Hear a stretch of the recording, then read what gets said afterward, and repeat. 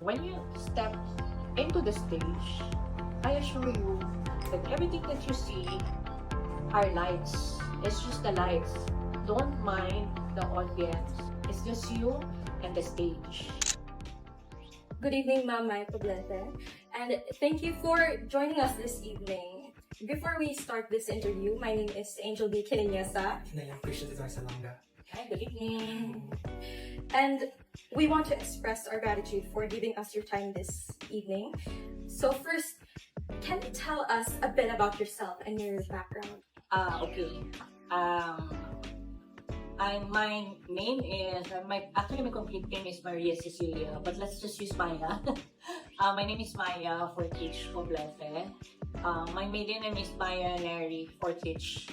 So I'm mentioning it because my Facebook name is Maya Neri Fortich Poblete and people might be confused. So I am a Cagayanon. I've lived here in Cagayan de Oro for the most of my life, but I studied in different schools from elementary to college. I graduated mass communication. I graduated in 1991. I'm very proud of that. 1991, a long time ago. I've been in theater since high school, but professionally, around the 80s, late 80s, when I started taking theater seriously and then working as a production staff in some productions. So, but I've also been exposed to performing arts in general because number one, because of my course, but also because I grew up watching musicals and stuff like that, and movies. So and TV that's shows. how you become interested in art poem. Yes, big reason of how I became interested in the arts is what we were exposed to when we were kids. And we used to watch a lot of movies back in the 80s, early 80s, and then the American movies at that time were mostly musicals. So we got exposed to a lot of musicals, like The Sound of Music. I'm sure you're familiar with The Sound of Music. I'm very familiar with it. Yeah, so I've seen The Sound of Music a lot of times already, the original na movie. And then what else? Showboat, My Fair Lady, a lot of musicals, that's it. Three Coins in a Fountain, a lot of old American films were musicals, so we grew up with that. And then when we moved to Manila, we went around.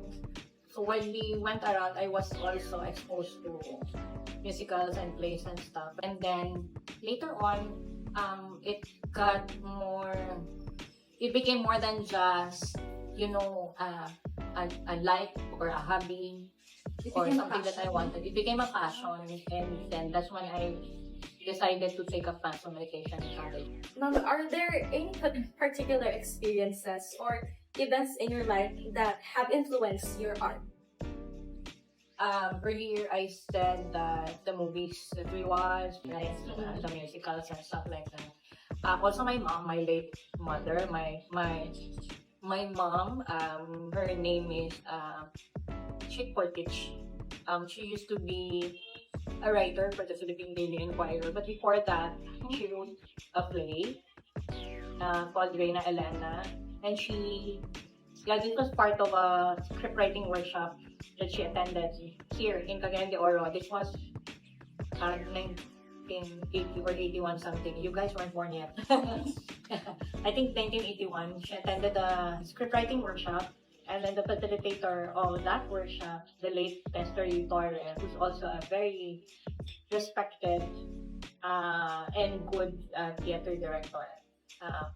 He urged my mom to submit her scripts because at the end of the workshop, they were required to make a script. So the script that she made, she submitted to the Carlos Palanca Memorial Awards for Literature. So that's a literary contest, literary competition.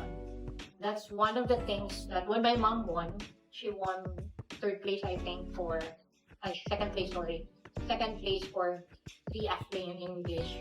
That became an inspiration for me also. Something like, I remember telling myself something like, Like, I want to do something like this. Like, I want to create stories also, like the ones that my mom creates. Because I was always with her. My mom was 98% blind at that time, already at that time. So I was with her most of the time. So I got exposed to all of her activities. So that's what inspired me. And then of course, all the other influences around, like what I said earlier. For your art, ma'am, can you please describe your artistic style and aesthetics? The what? Yung artistic style. My style. Yes, your own style. What's your own? Do I have a style? That's a good question. Style. In writing, I have two different styles.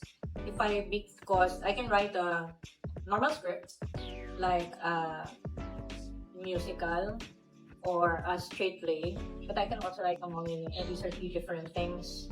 So when I write a monologue, it's usually based on a story that I heard.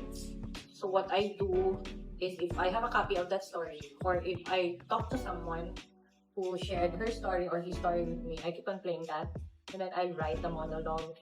For example, I wrote a monologue called Diskinita, and I based it on Ang Huling El Bimbo, the musical. If you're familiar with Ang Huling El Bimbo? Yes. Okay. You're also familiar with the story of Ang Huling El Bimbo. So I created Eskinita as a monologue inspired by Ang Huling El Bimbo. One scene from Ang Huling El Bimbo, the scene where the female lead was raped. So that's what I use as a motivation for my story. So that's how I do it when I do the monologues.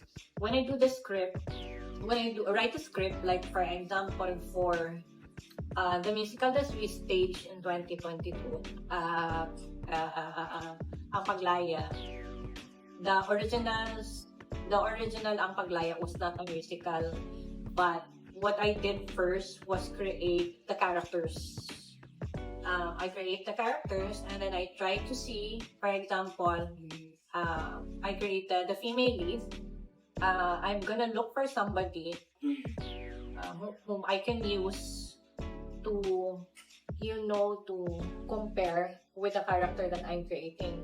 For example, let's say Maria Clara. So I want my character to be a bit like Maria Clara, but I also want her to be somebody modern and daring and outgoing, but she also has to have the Maria Clara factor. So I'm gonna look for somebody I know who fits both the characters, and I'm gonna use her as my model or him as my model, so I can visualize, and then I can write the story. All the other characters I also do like that. So it's like you're casting your film or your play before you're writing it. But of course, I don't necessarily have to have that person in the cast. It can be like an actor. For example, I really like, let's say, the late Jacqueline Jose, the actress. I really like her. So, okay, I'm gonna visualize her. This is a character that I want. Jacqueline Jose, her character, like that. So that's sometimes how I do it. And then I write. But for Ang Paglaya, we were given a theme. So I also have to think of the theme, which was, I think it was art, something like arts and culture, that, nurturing arts and culture in the youth. I think that was one of the themes for Ang Paglaya. And then when we created it into a musical, I added different characters because I wanted it to be more appealing to the younger crowd. That's why I created another dimension, which is the place called Miyapa. Miyapa is actually pamilya. Nagibali. Miyapa, pamilya. So that's how I do it. I also ask for suggestions from my actors or from my members of theater group. For example, if you're members of my theater group, even if you're an actor in your production staff, I ask for your opinions, I ask for your suggestions, and then put them into my creative process also. And then I will let you read. If there are things that you want to suggest that I include, I will try to include it, and then we'll read it together. So that's how I do it. It's not only me. I do all the writing, but I also ask help from others. Except for the songs, I don't write the songs. I have a music team for that. What themes or subjects do you usually like to prefer? Themes or Yeah. topics? You like to explore? It's different. In the past, since 2013, we've been doing an advocacy on violence against women, girls, and the LGBT, gender-based violence. Gender-based violence para all genders.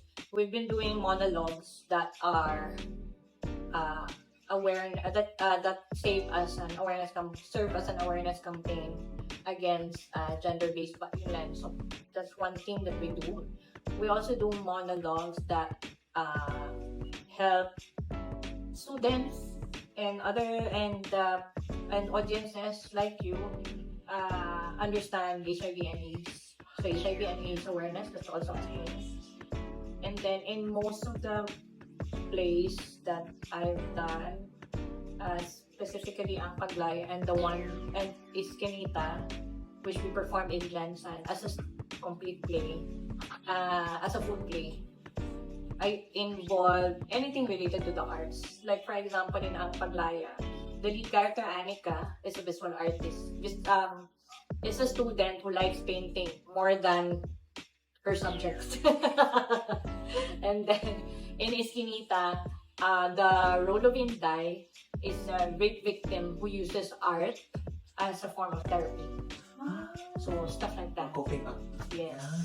But when we did my mom's play, it was different because it was written by my mom. But it's a bit related because the lead is a female who's a strong character, who knows how to fight for her rights, so, stuff like that. But I also like to put a little bit of entertainment and light romance, if you may, and stuff like that. So basically, siguro general na subject, all subjects, all themes na pwede. I think that's the beauty of theater because you don't have to stick to one theme or one topic. You can do a lot of different stories. So you're a storyteller if you're an actor or a theater director or a playwright. If you're in performing arts, you're a storyteller, so you can tell a lot of stories. Have there been any significant moments po, ma'am, or turning points in your artistic career that have fueled your passion for creating art? That have fueled your passion in creating your art? After every performance, when you are in the performing arts, you have a lot of days for rehearsals. Let's say you work with each other for 2-3 months of rehearsals. Sometimes daily rehearsals or 5 times a week they rehearse. You don't really think of what happens after when you're done with the show. But when you're done with the show and you're just there on stage and then taking a bow and then the audience is clapping and then you're congratulating each other, it's a different kind of feeling. It's a different kind of high.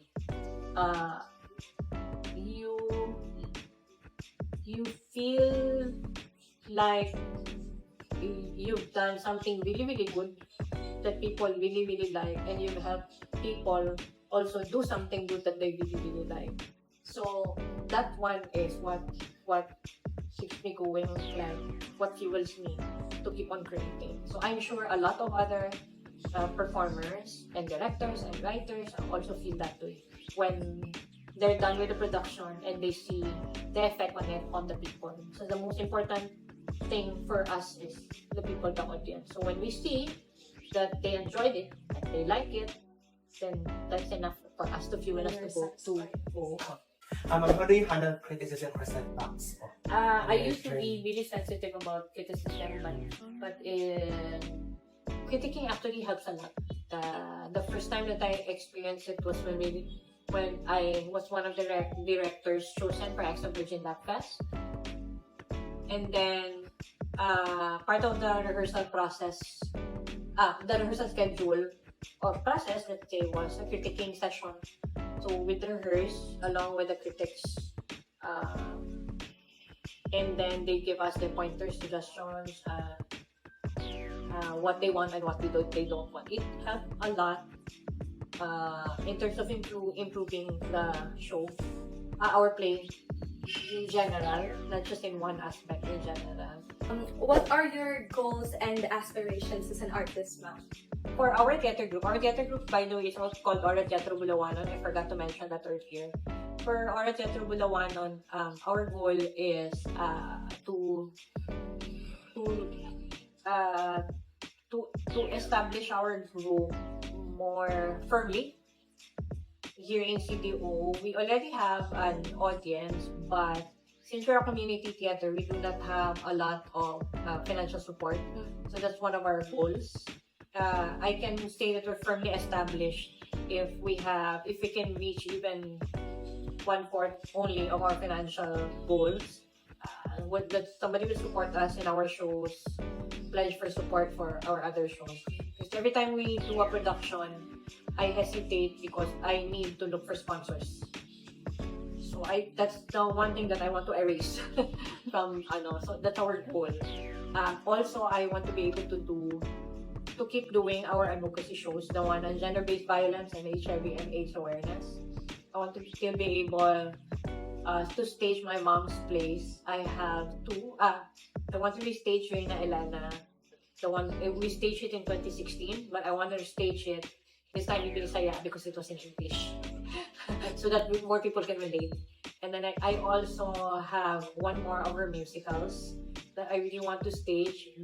It's quite a challenge for us because we have to look for the music, because the original cast cannot find their copies of the music anymore. This was staged way back 1988, so a long time ago. So they cannot find their music anymore. So that's our struggle. Basta, we just want to keep doing theater. We just want to keep performing. We want to get involved in more theater festivals like the one that we went to in Jensan this year and in Osamis last year. We want to work with more and more artists, local artists here in CDO. And for me, my goal for my actors is so that they can be exposed to more audiences, a wider audience. Maybe some of them can go national. It's okay if I stay here. My goal is for them to go national. Are there any upcoming projects or exhibitions that you're particularly excited about? We will try to restage the vagina monologues and stories from the heart. This one is the one on gender-based violence. The monologues for that are for gender-based violence awareness. We're targeting May for that one. And then, like what I mentioned earlier, we are going to restage Reina Elena, but it will be in Binisaya. Hopefully later this year. And it's also in the plans that Iskinita, the full, the 45-minute version, will be staged here in CDO because we performed it in Jensan for the first time in Jensan. So the CDO audience hasn't seen it yet. So those are the three goals that we have for now. Our gender-based violence awareness campaign, which is Vagina Monologues and Stories from the Heart, Reina Elena Bisaya, and then Iskinita. Well, I also have workshops in the planning stages, performing arts workshops. So it's not just acting. It's performing arts, meaning there's acting, there's voice, music, dance, production design, set design, stage management. So it's the whole thing. Costume design. Our target is to have students like you. So we've done workshops for some students already. So we want to keep doing it this year. And I also teach a small group of homeschooled kids. I have a theater class with them every Monday, so I want to keep doing that also. These are kids from 6 to 12 years old. So I want to keep doing that. Sometimes bring in my actors so they can share their experiences with the kids. So we want to do that also for older kids. I have a additional question, ma'am. What is your advice to the young people na they want to join theater arts but they don't have the confidence? Oh, okay. A lot of the successful artists that I know, theater or otherwise, movies or TVs, a lot of them, the ones that who are really popular, some of them I know personally, they started same as you guys. They like it, but they question themselves because they're not sure if they can do it or if they have the courage to do it. But once you're there, you know, everything will come in. Once you take the first step, then you will learn how to move on to the next step. I always tell my actors, especially the ones who are new, and it's their first time to perform. Like for example in Modelsa, which is a really big venue. So I always tell them that when you step into the stage and when you face the audience, I assure you that everything that you see are lights. It's just the lights. You won't see anyone. It's just the lights. So there's no reason for you to be afraid. You just do what you do. Do what you love to do. If you're an actor, then act because that's what you love to do. Don't mind the audience. Or don't mind the lights all around you. It's just you and the stage. So that's what matters most. Then later on, nobody really overcomes. I don't think you really overcome stage fright, but you learn how to cope with it. Because I know a lot of professional performers who still have stage fright, but they know how to overcome it. So you also, as a performer, you will also learn how to deal with that. Ang perfect example na po for somebody who didn't really believe that he could do it is Arthur Neri. She used to be part of Orajeto Bulawanon. He used to be one of my actors, and I always push him to, you know, you perform this, perform that.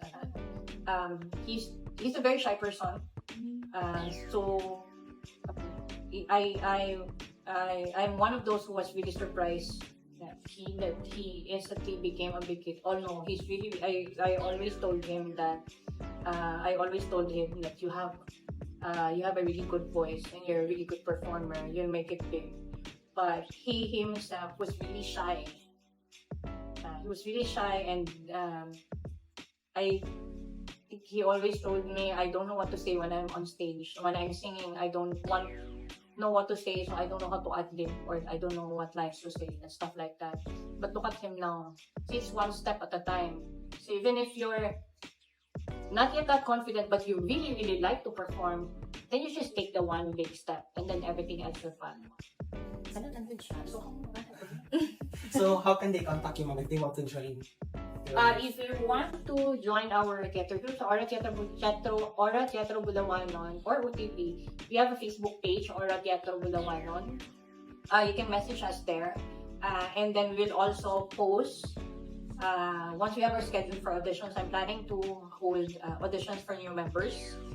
So we just watch for the posters online.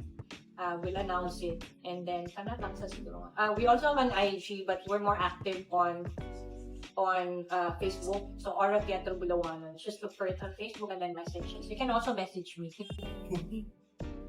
And I think that's all for the interview po, ma'am. Once again, thank you for your time to participate in this interview. And sharing your thoughts. Thank you also for taking your time to interview me. Yes, I hope you enjoy po. Thank you.